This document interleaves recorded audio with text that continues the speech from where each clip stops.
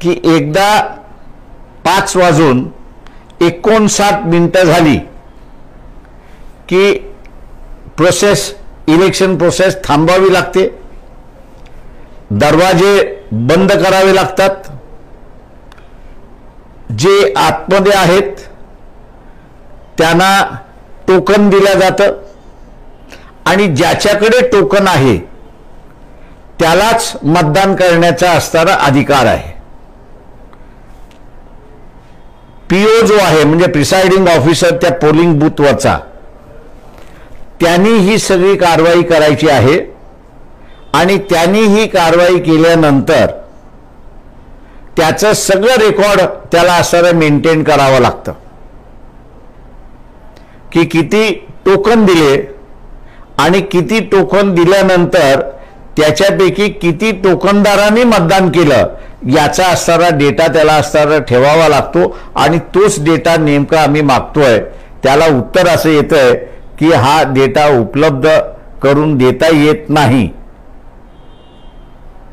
त्याच्यामुळे नेमका प्रश्न उपस्थित हा राहिला आहे की 75 लाख मतदान खरंच झालं का, म्हणजे लोकांनी केलं की इतर कोणी केलं, हा त्याच्यातला असणारा एक प्रश्न आहे. ह्या प्रश्नाचं मी असं म्हणेन की इथल्या सर्व राजकीय पक्षाने आम्ही हे आलेली उत्तरं जी आहेत ती इतर पक्षाच्या नेत्यांकडे सुद्धा फॉरवर्ड करणार आहोत. माझी अपेक्षा ह्या सगळ्या पक्षाकडून राहील की आपले पॉलिटिकल मतभेद जे आहेत ते आपण बाजूला ठेवले पाहिजेत. जर आपण ते बाजूला ठेवले नाही तर अशाच रीतीने असणारं मतदान होणार असेल तर त्या इलेक्शनला काहीही अर्थ राहत नाही अशी परिस्थिती आहे. 6 नंतर इलेक्शन कमिशन स्वतः ऍडमिट करते की 75 लाख मतं झालेली आहेत. तर 75 लाख मतं झाली आहेत, मतदान झालेलं आहे, याचा अर्थ 75 लाख टोकन वाटप करण्यात आलेलं आहे. आता हे 75 लाख टोकन वाटप केलेलं असेल तर आम्ही विचारतोय की प्रत्येक बूथवरती तुम्ही किती टोकन्स वाटले याचे फिगर्स तुम्ही आम्हाला द्या. पण त्या फिगर्सना कुठलंही उत्तर येत नाहीये. तर उलट सादर दैनंदिन संविधानिक लिफाफ्यामध्ये सीलबंद करून सुरक्षित कक्षेत जमा करण्यात आल्यामुळे आपल्याला असणारी ही माहिती उपलब्ध करून देता येत नाही. प्रश्न असा आहे की हा सीलबंद लिफाफा जो आहे तो सील होत नाही, त्याचा रेकॉर्ड ठेवला जातो आणि त्याची असणारी नियमावली ही आम्हाला एका पत्राच्या उत्तरामध्ये सादर करण्यात आलेली आहे.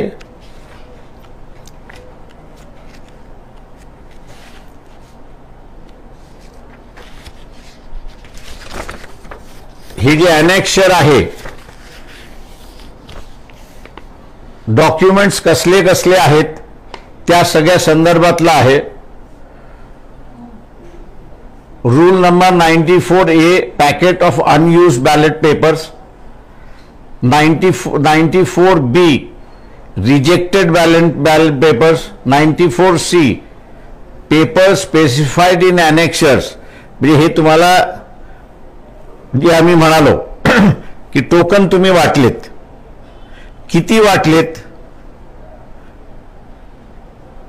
हा वाटणारा तिथे सही करतो आणि तेवढे वाटल्या गेलेत का याची चौकशी पीओ करतो म्हणजे प्रिसाइडिंग ऑफिसर करतो आणि त्याची सही आहे. आता हा साधा डॉक्युमेंट आहे, तो साधा डॉक्युमेंट सुद्धा द्यायला तयार नाही तशी असणारी परिस्थिती आहे. आणि म्हणून या इलेक्शनच्या आणि ईव्हीएमच्या संदर्भातली आपण बघत असाल की इलेक्शन होऊन गेले तरी त्याची चर्चा असणारी आज जिवंत अशी असणारी परिस्थिती आहे.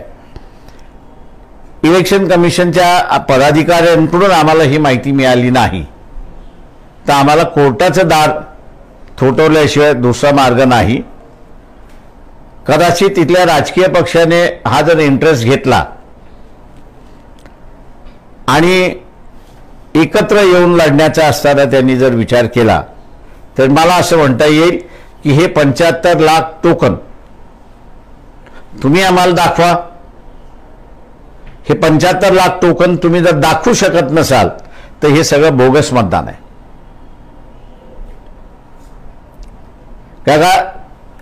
कायदा इलेक्शन कमिशननीच केलेला कायदा असा म्हणतो 6 नंतर एकदा वेळ फिक्स केल्यानंतर जो त्या प्रिमाइसेस मध्ये आहे त्याला मताचा अधिकार कधी येतो तर त्याच्याकडे टोकन असेल तरच. टोकन जर नसेल तर त्याला असणारा अधिकार मतदानाचा नाही. का तिथे 5 किंवा 6 जो काही वेळ ठरतो त्याच्याप्रमाणे संपलेला आहे. आणि म्हणून मला वाटतं हा एक महत्त्वाचा मुद्दा आहे की ज्याच्यावरती राजकीय पक्षाने गांभीर्याने विचार केला पाहिजे आणि एकत्र येऊन या प्रश्नावरती लढलं पाहिजे असं आवाहन वंचित बहुजन आघाडीच्या वतीने मी या ठिकाणी करतोय. आपण आता विचारा.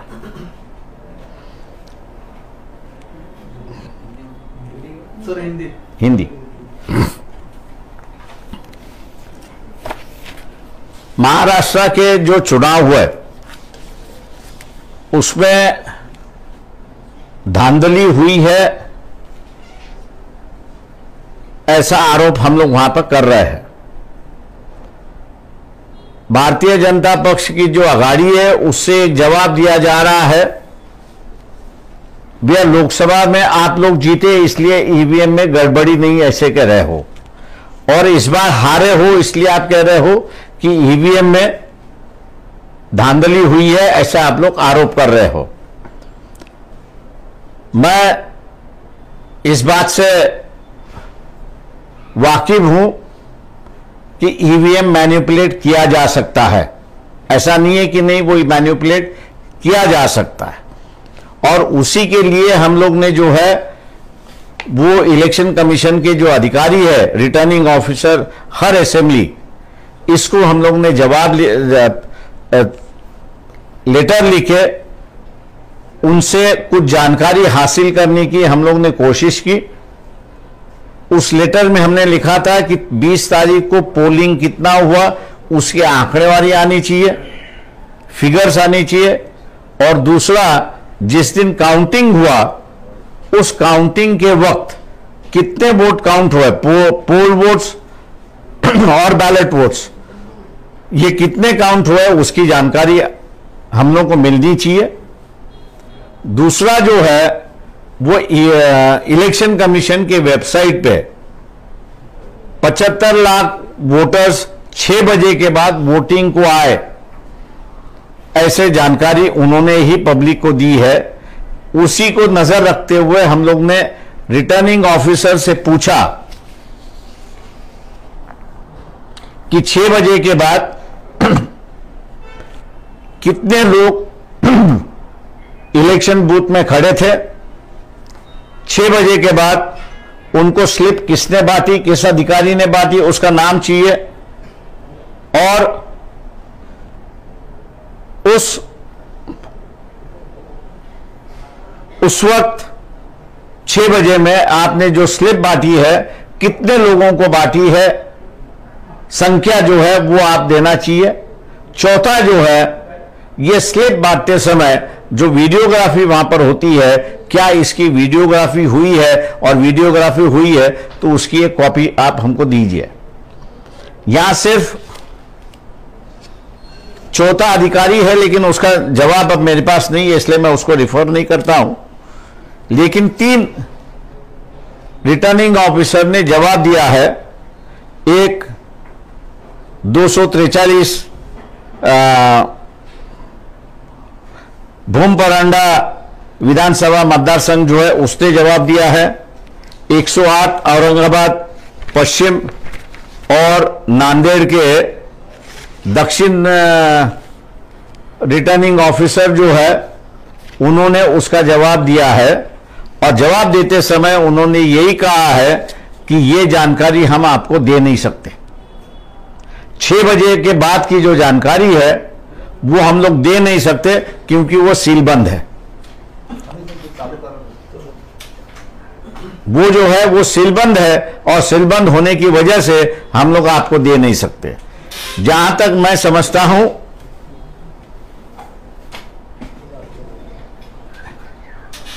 जहां तक मैं समझता हूं रिटर्निंग ऑफिसर के पास ये तो एक्चुअल पेपर्स है कि जिसकी वो जानकारी नहीं दे सकते, लेकिन रिटर्निंग ऑफिसर के पास ये जो प्रिसाइडिंग ऑफिसर हर पोलिंग स्टेशन का जो है वो 17C, मतलब एक तरीके से मान लीजिए कि ईवीएम में कितने वोट्स है और उनमें से कितने वोटों का इस्तेमाल किया गया उसकी जानकारी होती है। उस जानकारी के इसमें ही वो 5 बजे से लेके 6 बजे तक इतने वोट हुए और 6 बजे के बाद इतने वोट हुए, इसकी जानकारी उसी 17C फॉर्म में होती है। वो भी वो देने के लिए तैयार नहीं, ऐसी एक परिस्थिति है। जहां तक आप ये स्लिप डिस्ट्रीब्यूशन की बात है, टोकन की बात है, आपने टोकन डिस्ट्रीब्यूट किया, अगर किया हुआ तो कितने हर पोलिंग बूथ में हुआ उसकी भी अलग से जानकारी होती है, लेकिन वो जानकारी जो है वो रिटर्निंग ऑफिसर शेयर करने के लिए तैयार नहीं है। ऐसी एक परिस्थिति है। इसलिए सवाल ये उठता है कि क्या सही मायने में 75 लाख वोटर 20 तारीख को 6 बजे के बाद पोलिंग स्टेशन में थे? इसकी मेरे ख्याल से हम लोग ने वीडियोग्राफी मार्फत जानकारी लेने की कोशिश की। दूसरा जो है वो टोकन आपने कितने बांटे उसमें से लेने की जानकारी दी, लेकिन दोनों में से कुछ मिल नहीं रहा, ऐसी एक परिस्थिति है। तो मैं मान के चलता हूं कि इसका जवाब जो है वो इलेक्शन कमीशन देना चाहिए, और साथ ही साथ जितने भी राजनीतिक दल है मैं उनसे अपील करता हूं कि अगर यही रवैया रहा तो मेरे ख्याल से अगले इलेक्शन में लड़ने का कोई मतलब नहीं है, क्योंकि यही सिस्टम अगर इस्तेमाल की जाएगी तो रिजल्ट क्या आएंगे ये पता चलता है। इसलिए सभी तमाम राजनीतिक दलों से मैं अपील कर रहा हूं कि मतभेद तो चलते रहते हैं और इसलिए राजनीतिक दल है, लेकिन जिस माध्यम से हम लोग चुने जाते हैं वही माध्यम अगर करप्ट होता है तो मेरे ख्याल से इलेक्शन का रिजल्ट भी करप्ट होता है, ऐसी एक परिस्थिति है। आज मैं मानता हूं कि 75 लाख टोकन अगर मिलते हैं तो 75 लाख वोट हुआ ऐसा नतीजा निकाल सकते हैं। अगर 75 लाख टोकन अगर नहीं मिलता है तो ये फर्जी वोट है करके हम लोग यहां पे चिल्ला सकते हैं और लोगों के सामने ये बात ला सकते हैं। इसलिए तमाम राजनीतिक दलों के नेताओं से मेरी अपील है कि अपने मतभेद अलग से रखते हुए इलेक्शन सिस्टम जो करप्ट की जा रही है उसको बचाने के लिए इकट्ठा आना चाहिए। हम लोग ने उम्मीद की थी कि कांग्रेस इस पे लीड ले, लेकिन कांग्रेस की तरफ से अभी तक कोई प्रयास नहीं किया गया है। हम उम्मीद करेंगे कि कांग्रेस इस पर लीड ले।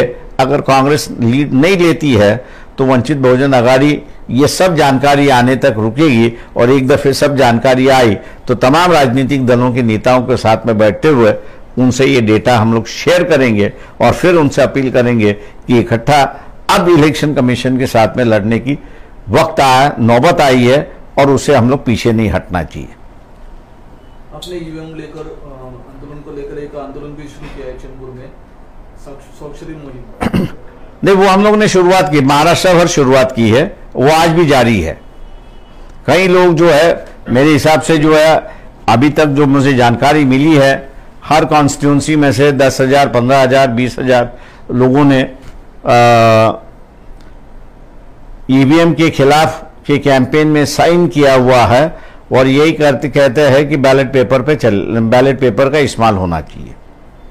आने वाले समय में हाईकोर्ट में आप जाएंगे? इस मुद्दे को लेके तो हमको हाईकोर्ट में जाना ही होगा। मतलब एक तो ऐसा है कि पार्लियामेंट का जो रिप्रेजेंटेशन ऑफ पीपल्स एक्ट है ये कहता है कि जब तक पोल वोट्स और काउंटेड वोट्स इनका मिलाप नहीं होता है तब तक आप इलेक्शन रिजल्ट डिक्लेयर नहीं कर सकते हो। लेकिन यहां जहां तक हम लोग की जानकारी है 194 या 193 कॉन्स्टिट्यूंसीज में पोल वोट्स और काउंटेड वोट्स इकट्ठा नहीं है, ऐसी एक परिस्थिति है। उसको लेके और जैसे हमने कहा कि अगर पोलिंग बूथ पे 6 बजे के बाद जितना पोलिंग हुआ है जिसकी जानकारी भी वो देने के लिए तैयार नहीं है कि 6 बजे के बाद कितनी पोलिंग हुई उस पोलिंग स्टेशन में, उसकी भी जानकारी देने के लिए तैयार नहीं है। तो हम लोग ये मान के चलते हैं कि टोकन अगर मिलता है, टोकन अगर बांटा है तो सही है, अगर टोकन नहीं बांटा है तो ये फर्जी वोट है, ऐसा ही कोर्ट के सामने हम लोग यहाँ जाके कहेंगे। तो आपको लगता है जनतंत्र खतरे में है? पूरा खतरे में है। विधानसभा आने वाले दिनों में राजनीतिक दलों को भी खतरा है, ऐसा मैं मान के चलता हूँ। विधानसभा निवडणुकीच्या निकालानंतर ईव्हीएमच्या संदर्भात महाविकास आघाडीच्या काही प्रमुख नेत्यांशी तुमचं काय बोलणं झालं की अशी मोहीम ते डेटा आमच्याकडे आला की आम्ही बोलणार आहोत, आम्ही सांगतो। आणि आम्ही फक्त एक विनंती केली होती काँग्रेस पक्षाला की त्यांनी पुढाकार घेऊन त्या सगळ्यांना बोलवावं, असं आम्ही मागच्या एका प्रेस कॉन्फरन्समध्ये मी म्हणालो होतो आणि आम्ही त्या पद्धतीने असं हेही केलं होतं। काँग्रेसने त्याला काही रिस्पॉन्स दिला आहे का? अजून नाही दिलेला आहे। आम्ही पुन्हा पत्र लिहिणार आहोत त्या संदर्भातलं। काँग्रेसच्या अध्यक्षांना लिहिलेलं पत्र जे आहे त्याची कॉपी आम्ही असं पुन्हा लिहिणार आहोत आणि त्याची एक कॉपी आम्ही सगळ्या राजकीय पक्षांना सर्क्युलेट करणार आहोत। विधानसभा निवडणुकीच्या निकालानंतर तुम्ही ईव्हीएम वर जसं प्रश्नचिन्ह निर्माण केले तसं लोकसभेच्या वेळेस पण झालं होतं का? ह्या ईव्हीएम मॅन्युप्युलेट होऊ शकतो एवढं फक्त मी त्या ठिकाणी आपल्याला सांगू शकतो। सुप्रीम कोर्टाने माझ्या अंदाजे एक संधी माझ्याकडे असणार होती, पण दुर्दैवाने तो मतदार कॅन्सरग्रस्त झालेला आहे आणि त्याच्या ट्रीटमेंटला तो असणारा बाहेरगावी गेले म्हणजे बाहेर देशात गेलेला आहे। नाही तर त्यांनी जे कारनामे केले मतदान देताना त्याच्यावरनं सिद्ध झालं असतं की हे ज्याला आपण म्हणतो की मॅन्युप्युलेट होऊ शकते की न होऊ शकते हे लोकांसमोर आलं असतं। आम्ही होप करतोय की ऑपरेशन त्याचं व्यवस्थित कॅन्सरचं झालं आणि तो जर बरा झाला, बरा व्हावा अशी आमची सगळ्यांची इच्छा आहे। त्या सगळ्या त्यांना शुभेच्छा आहेत आणि हिंमत देऊन तो जर लढण्यासाठी तयार असेल तर मला वाटतं ह्या ईव्हीएमचा असणारा जो फ्रॉडपणा जो आहे तो आपल्याला बाहेर काढता येईल। निवडणूक आयोगाने गेल्या याच आठवड्याच्या सुरुवातीला वेगवेगळ्या ठिकाणचे असे काही सॅम्पल्स घेतले होते ज्याचे व्हीव्हीपॅट आणि ईव्हीएमचं अगदी तंतोतंत जुळलं असं त्यांनी सांगितलं। ते प्रश्न मी काल कुलकर्णीचा ऐकलेला आहे। कुलकर्णी अक्षरशः खोटं बोललेलं आहे। व्हीव्हीपॅट म्हणजे ज्या मशीनमध्ये तुम्ही मॅन्युप्युलेट केलेलं आहे त्या मशीनमधले पेपर ट्रेल आणि मतदार हे एक आलेत हे बरोबर आहे, पण तो हे कुठे म्हणतोय की पेपर ट्रेल व्हीव्हीपॅटवरचे जे आहे सिम्बॉल आणि काउंटेडच्या ईव्हीएमच्या ह्याच्यामधलं सिम्बॉल हे सारखं आहे हे कुठे म्हणतोय तो? त्यांनी फक्त पेपर ट्रेल 25 मधले, मतदार इथले 25 मधले, ते दोन्ही बरोबर येणार आहेत। प्रश्न हा आहे त्याच्यामधला की पेपर ट्रेलवरचं सिम्बॉल आणि ते इडियट बॉक्स मधला दाबलेलं बटन हे सिम्बॉल टॅली होतात आहेत का? त्याच्या संदर्भात एकही शब्द नाही। त्याच्यामुळे 25 ह्याच्यात होते, 25 ह्याच्यात होते, त्याच्यामुळे आम्ही टॅली केला अशी असणारी परिस्थिती आहे। या पूर्ण संदर्भात आपण उच्च न्यायालयात किंवा सर्वोच्च न्यायालयात दाद मागणार आहोत। प्रश्न असा आहे त्याच्यामध्ये की उच्च न्यायालयाने असणारा आपले स्वतःचे दरवाजे बंद केलेत की त्यांचं म्हणणं असं आहे की ईव्हीएम हॅकच होऊ शकत नाही। दुर्दैवाने माझं असं म्हणणं आहे की with due respect to the lordship, तुम्ही ही गोष्ट असणारा इलेक्ट्रॉनिक इंजिनियर्सना किंवा हॅकर्सना विचारलेली आहे का?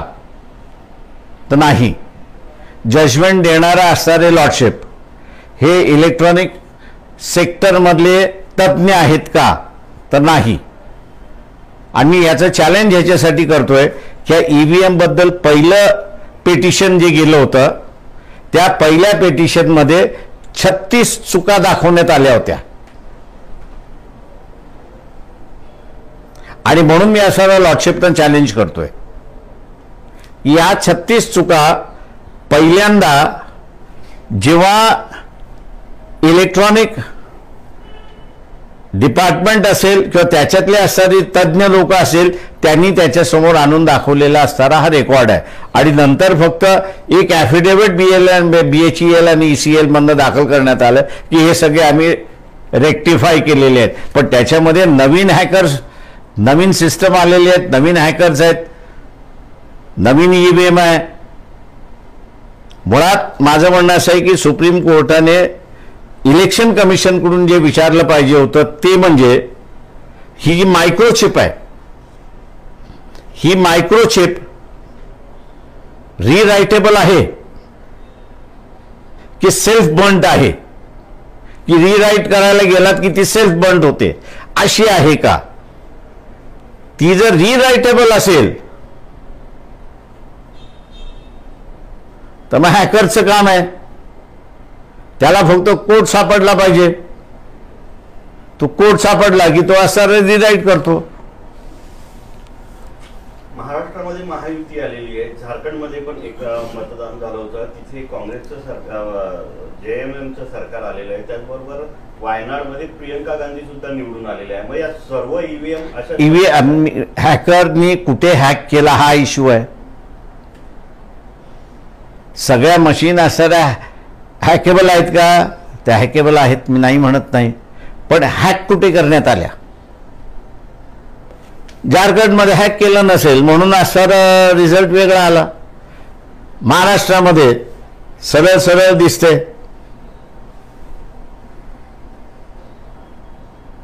कदाचित एक अत्यंत वेगळ्या असणारं पेटिशन कदाचित येऊ शकतं, मी त्याचं डिस्क्लोज करत नाही आहे. पण मार्कंडवाडीच्या लोकांनी जसं मॉक पोल घेऊन हे करण्याचा प्रयत्न केला तशी एक वेगळी पद्धत आणून ते हायकोर्टामध्ये येतात अशी माझी माहिती आहे. ते हायकोर्टात जोपर्यंत येत नाही तोपर्यंत मी ते डिस्क्लोज करत नाही.